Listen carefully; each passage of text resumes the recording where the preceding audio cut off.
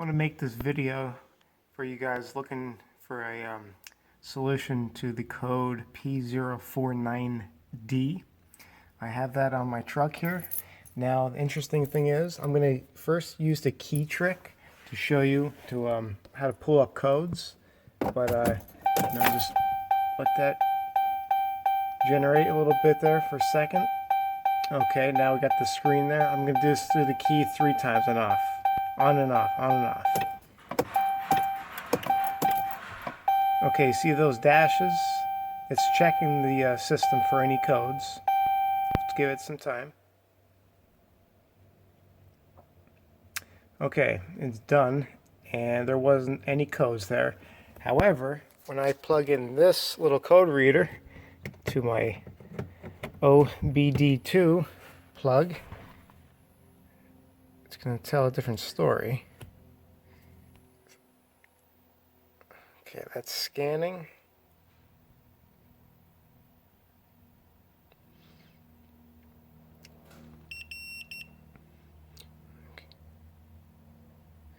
Okay, we're going to read some codes.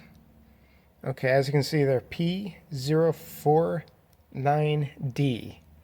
And that's something to do with the EGR. It says something about exceeding learning limit or something on those regards. But what I'm going to do is swap out, can't see, no lighting.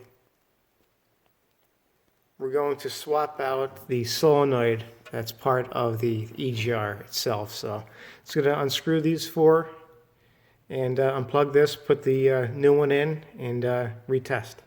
Okay, so we're back at it here. We're underneath the hood.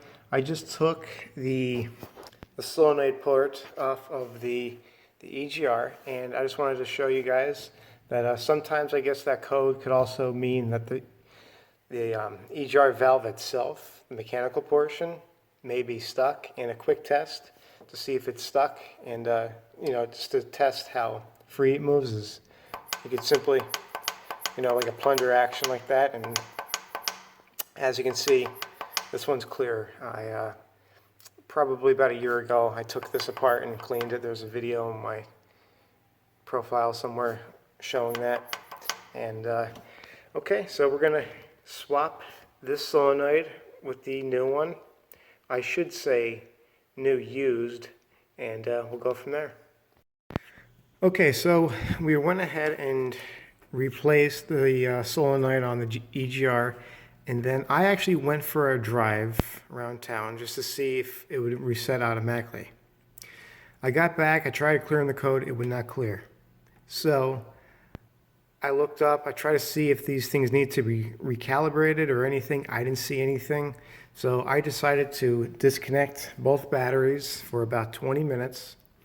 I waited, got back, I reconnected the batteries, and I put the key on in the truck for about a minute or so. Then start the truck up, let it ran, and so and behold, there weren't any codes left. So I will show you the code reader, what I see right now. Okay, the key's on. I have my code reader in, and we're going to do another test. Okay.